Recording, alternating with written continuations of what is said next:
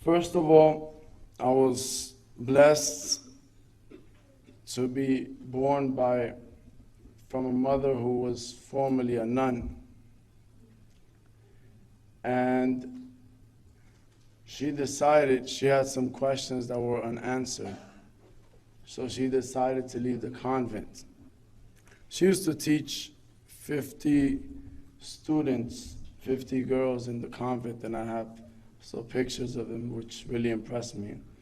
Which the hijab that she was wearing is like the hijab that our sisters wear, with the same style, with the bottom white piece and the black outer piece. I was like, wow, you know. But when I was in high school, I got involved in the gang life as well. I'm not gonna say the name of the gang, because it's a big gang. And maybe those people that didn't know me back in the days, they might, you know, out of ignorance, you know, take my life. And I have too much, you know, in my plate right now to take care of, which is serving the Muslim youth and doing da'wah, etc., that I don't want to put myself at risk. But when I was in this gang, I had a friend who actually was a valedictorian, but he was raised in a shelter. So one time he needed a place to stay, and I told my Mom, you know, this guy, he's a good guy, man. He likes to read and so on. Why don't you let him stay in my house? My mom said, all right. So he stayed in my house and he brought a box of books.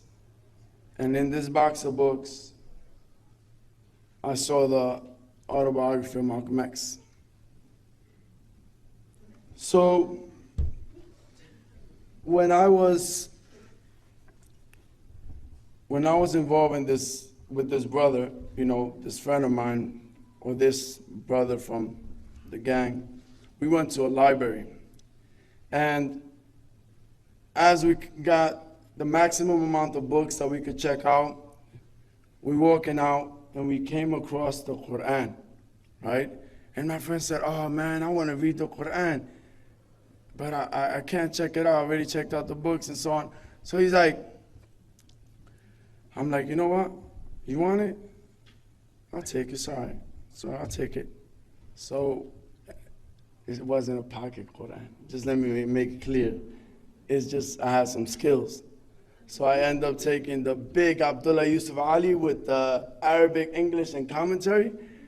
And I took it from the library. And then, just for my friend, this because I was real, so I had to do it for him. You know, he wanted to read it. So then he left my house and he left the Qur'an. So the only thing Islamic in my house is the Qur'an. So then a year took place where two of my close friends from this group who were real, they got killed by same gang members. I was with them on a Sunday, and the next day I see them on the news. They got killed and they got stepped on their faces. So I was like, you know, if these guys were real and this happened to them, it could happen to me. So I said, so then I totally lost trust in the only people I used to trust, that I supposedly would have given my life for, that I sacrificed jobs and so on for them. And I said, if they did that to my friends, they could do it to me. So I said, nah. So then I'm like, I lost trust in all human beings. I mean, my parents, I trust them, but they didn't have the experience of the streets, so they couldn't get me out of it. So then I'm like, I'm looking. And sometimes my friends used to do things and they didn't tell me. So I end up coming out of my house, all of a sudden get snatched up by the police. You robbed the house. I'm like, well, I just woke up. You know that, you dropped out, you're not in school. What time you wake up? If you're hanging out at night, you wake up like at 1, 2, 12, right? So I'm like, I just woke up. I said, nah, get in the car. So it was like an everyday thing. My 3 thoughts were, am I gonna die today? Am I gonna catch a disease today? Or is my mother going to get hurt because of me, because of the label that I carry? And at that time, I was looking, and I decided one day in the afternoon, that time I woke up early. So I decided to go to church. And I went to church, and I'm like, you know what? I was asking God for guidance, you know. I used to bow down in my mom's room, and I used to say, God, you created me, and you know what I need better than myself. Choose for me the right way, and I will not look back. I'll leave everything behind. And at that time, I had a music contract. I had my 12 songs already written down, and I was going to record the album. And I was in that stage of making a choice. So I decided to look for guidance, and I remembered that I had the Qur'an. And I say, I remember this Qur'an. You know, I heard that this Qur'an has wisdom. And actually, the guy that recommended my friend this Qur'an is doing 35 years to life for killing those two friends that I had. So Allah used him to tell him that the Qur'an has wisdom, and I ended up with it. So, as I'm reading the Qur'an, I come across إِيَّاكَ نَعْبُدُ وَإِيَّاكَ نَسْتَعِينُ. At a time when I was saying, who am I going to ask for help? I don't trust nobody. And then it said, you alone do we worship, and you alone do we ask for help. I said, that's what I'm going to do. I'm going to only worship God, and I'm only going to ask him for help. So then, I continue reading the Qur'an, and it said Allah, and I said, I'm not used to saying Allah, I'm going to say God. So I could just continue reading. And I continue reading the Qur'an. Whenever I found the command, I began to do it. The Qur'an said, read the Qur'an in Fajr as witness. I will wake up when everybody in my house is sleeping. Quiet between me and God. And I used to read the Qur'an for a good hour, close the Qur'an, go to sleep, and feel like I accomplished something. Because it was in secret between me and God. Then my parents wake up, everybody gets ready to go to work, and I already did something. They're just waking up. So I kept doing this for months. And then I read another ayah, Kutiba alaykum as-siyam, prescribed for you is fasting. So I began to fast, but I wasn't lucky as you. I didn't know about Maghrib. All right? So I didn't know how to fast. So, and Omar, I'm sorry, man. I'm not trying to step. I'm not a comedian either. It's just natural, you know. But honestly, I began to fast until I felt pain. Because I said, I am not a hypocrite. I'm going to fast until I feel what the poor people feel. And when I feel that pain that I can't resist, then I will eat. Because I know my refrigerator is filled with food. So what's the point of fasting? So I did that. Then one ayah about giving charity, a verse about giving charity.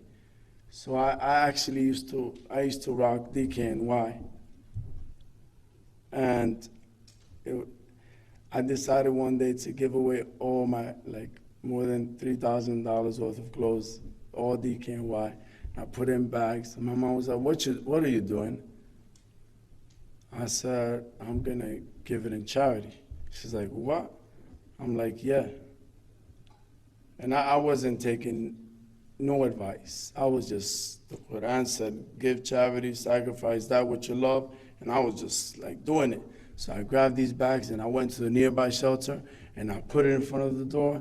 And I was learning about doing things in secret between me and God. So I just rang the bell and I ran. And I used to know how to run and hide and stuff like that. So I dipped, you do the dip, right? So I dipped.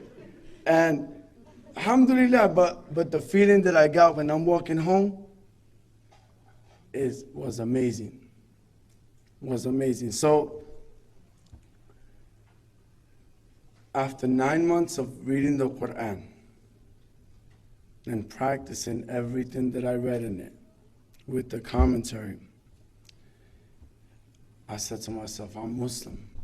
So I went to the masjid that day and I met the Imam. And the Imam asked me, so, how do you learn about the Qur'an? Where do you get the Qur'an? And I said, I was blunt. I stole it. He said, what? I said, I swear, I never seen an Imam run so fast.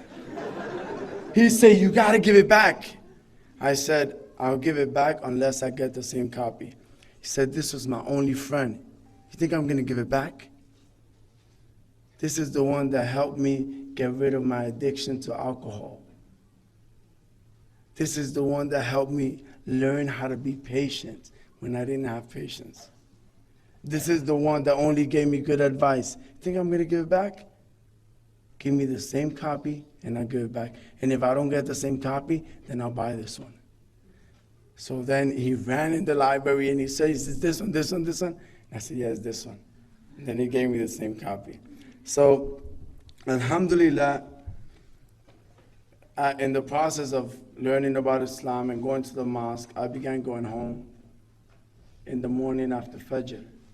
And I used to find my mom in the kitchen. And in finding my mom in the kitchen, I used to read the Qur'an there. And sometimes I would find something interesting about Jesus and Mary. And I said, Mom, can I share with you something? And she was like, okay. So I began reading to her the Qur'an. And it became a daily thing. Every day after Fajr in English, I would just read to her the Qur'an. Then, alhamdulillah, I got married. And my mom comes to me one day and she's like, I miss your reading of the Qur'an. And I was like, really? She's like, yeah. And a lot of the questions that I had that made me leave the convent were answered through your reading of the Qur'an. And I was like, so you believe in what you heard? She's like, yeah. And I want to be Muslim. So then, alhamdulillah, my mom became Muslim 2 years after me.